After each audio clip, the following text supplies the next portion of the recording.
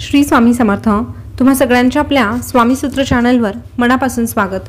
स्वामी भक्त हो, आज पुन्हा एकदा तुमच्यासाठी नवीन व्हिडिओ घेऊन आले आहे। व्हिडिओच्या माध्यमातून नवीन माहिती आपण जाणून घेणार आहोत। आजच्या व्हिडिओमध्ये आपण एक छोटीशी सेवा जाणून घेणार आहोत, जी आपल्याला श्री स्वामी समर्थ महाराज यांच्या प्रकट दिनानिमित्त करायची आहे। 31 मार्च 2025 रोजी वार येत आहे सोमवार। या दिवशी आहे श्री स्वामी समर्थ महाराज यांचा प्रकट दिन। तर या दिवसानिमित्त आपल्याला एक छोटीशी सेवा करायची आहे, जी खास आपण इच्छापूर्तीसाठी करणार आहोत। याला तुम्ही नवसही म्हणू शकतात किंवा स्वामींची छोटीशी सेवा केल्याने तुमच्या इच्छा पूर्ण होऊ शकतात। हा 100% जर तुम्ही विश्वास मनामध्ये ठेवला तर तुमची इच्छा देखील पूर्ण होऊ शकते। तर बघा, आता आपण स्वामींची सेवा करतो, तर अर्थात त्या स्वामी सेवेचं आपल्याला फळ हे मिळणारच आहे। जो कोणी सेवा करतो त्याला मेवा हा अर्थातच मिळत असतो। पण बऱ्याचदा असं होतं की एखाद्या गोष्टीसाठी अतोनात मेहनत घेतो, प्रचंड कष्ट करूनही त्याचं फळ आपल्याला म्हणावं तसं मिळत नाही आणि कुठेतरी मग आपल्याला निराशा निर्माण होते। पण अशा वेळेस मग आपण आपल्या हक्काच्या ठिकाणी जातो आणि ते हक्काचं ठिकाण म्हणजे श्री स्वामी समर्थ महाराज यांचं दरबार। आता प्रत्येकाच्या देवघरामध्ये स्वामींचा फोटो असतो किंवा मूर्ती असते। त्या ठिकाणी बसून आपण स्वामींना विविध प्रकारच्या गोष्टी सांगत असतो। पण ते सांगत असताना जर आपण एक विशिष्ट पद्धत वापरली तर निश्चितपणे आपली जी काही इच्छा आहे ती स्वामी महाराजांपर्यंत पोहोचणार आहे आणि फक्त पोहोचणार नाही तर ती पूर्ण देखील होणार आहे। तर आता हे आपल्याला कशा पद्धतीने करायचं आहे हे सविस्तररित्या आपल्याला आजच्या व्हिडिओच्या माध्यमातून जाणून घ्यायचं आहे। तर बघा, तुमची इच्छा पूर्ण होण्यासाठी स्वामी महाराजांना कशा पद्धतीने नमस्कार करावा हे सविस्तररित्या तुम्हाला जाणून घेण्यासाठी व्हिडिओ शेवटपर्यंत बघत राहा। मध्ये कुठेही स्किप करू नका, जेणेकरून पूर्णपणे माहिती तुमच्यापर्यंत पोहोचेल।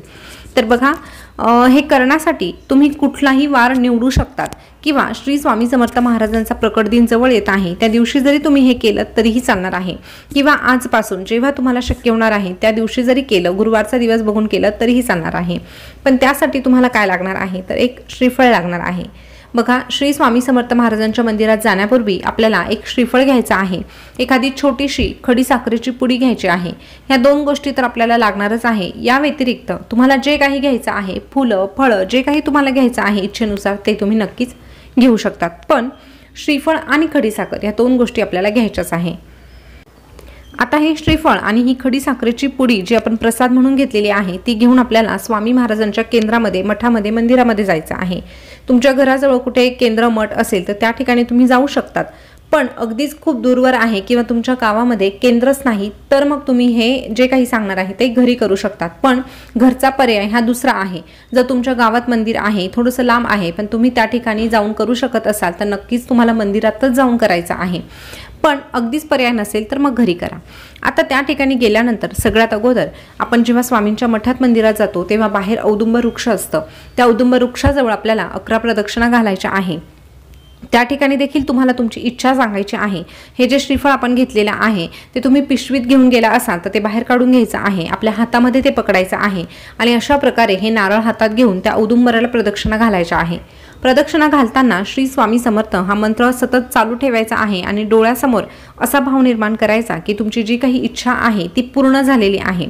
सकारात्मक भाव ठेवून अशा प्रकारे मनामध्ये जर तुम्ही विचार केला तर निश्चितपणे तुमची जी काही इच्छा आहे ती लवकरात लवकर पूर्ण होण्यासाठी मदत मिळते। आता औदुंबराला 11 प्रदक्षिणा घातल्यानंतर आपल्याला स्वामींच्या दरबारात जायचं। त्या ठिकाणी तो नारळ हातात घ्यायचा, नारळावर ती खडी साखरेची जी पुडी आहे ती ठेवायची आणि स्वामी महाराजांना तुमची जी काही इच्छा मनोकामना आहे ती सांगायची। स्वामींना सांगायचं की स्वामी अशी अशी माझी इच्छा आहे, ती मी या नारळावर सांगितलेली आहे आणि ही इच्छा या श्रीफळामार्फत, या नारळामार्फत तुमच्यापर्यंत पोहोचणार आहे आणि त्या इच्छेसाठी मी स्वतः मेहनत घेत आहे, कष्ट करत आहे। फक्त तुम्ही माझ्या कष्टाला योग्य तो न्याय द्या, एवढीच मी तुमच्याकडे प्रार्थना करत आहे आणि हा जो नारळ आहे तो मी तुम्हाला अर्पण करत आहे, त्याचा तुम्ही स्वीकार करावा। अशा पद्धतीने स्वामींना प्रार्थना करायची। तो जो नारळ हातात घेऊन आपण प्रार्थना केलेली आहे तो नारळ आपण स्वामी महाराजांच्या चरणांजवळ अर्पण करायचा।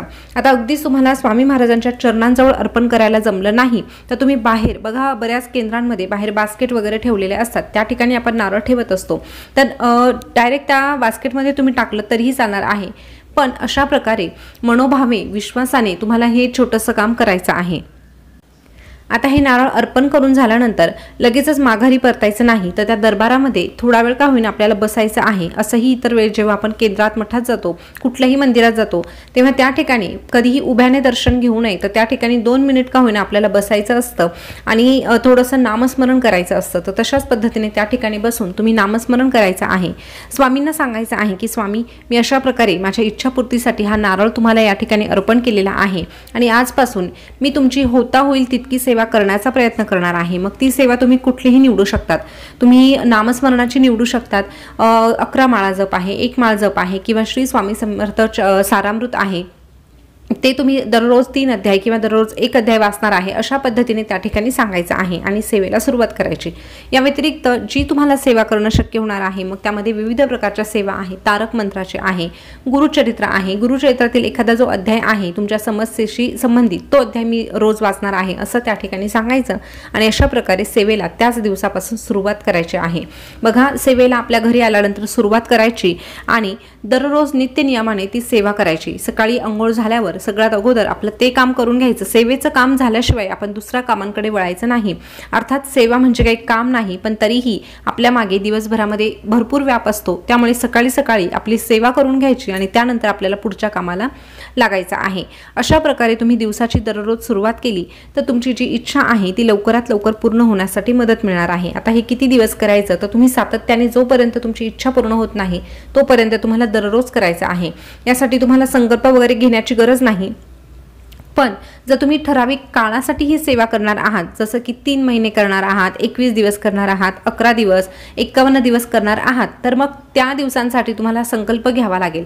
कारण आपण ठराविक काळानुसार जर सेवा करणार असू तर त्यासाठी तुम्हाला संकल्प हा घ्यावाच लागणार आहे। संकल्पयुक्त सेवेमध्ये काही गोष्टींचे नियम पाळायचे असतात, जसं की मांसाहार हा पूर्णपणे बंद करायचा असतो। या व्यतिरिक्त गुरुचरित्राची सेवा तुम्ही निवडली असेल तर त्या 7 दिवसांसाठी तुम्हाला ब्रह्मचर्याचं पालन करायचं असतं, बाहेरचं अन्न पाणी खायचं नसतं। हे जे नियम आहे ते आपल्याला पाळणं बंधनकारक असतं। या व्यतिरिक्त तुम्ही स्वामी चरित्र निवडलं असेल तर त्यासाठी तुम्हाला ब्रह्मचर्य पाळण्याची गरज नाही, पण मांसाहार मात्र तुम्हाला पाळणं गरजेचंच असणार आहे। या व्यतिरिक्त तुम्ही दररोज सेवेचं त्या केंद्रामध्ये सांगितलेलं असेल की दररोज मी 1 माळ जप करेल, तर मग तुम्हाला नियमांचं बंधन नाही, पण सेवा मात्र आपल्याला सातत्याने करणं गरजेचं असणार आहे, हे या ठिकाणी लक्षात घ्या। बघा, जेव्हापासून तुम्ही सेवेला सुरुवात करणार आहात तेव्हापासून डोक्यामध्ये फक्त सकारात्मक भाव ठेवा की माझी जी काही इच्छा आहे ती या सेवेने पूर्ण होणारच आहे आणि माझ्या मेहनतीला फळ हे मिळणारच आहे।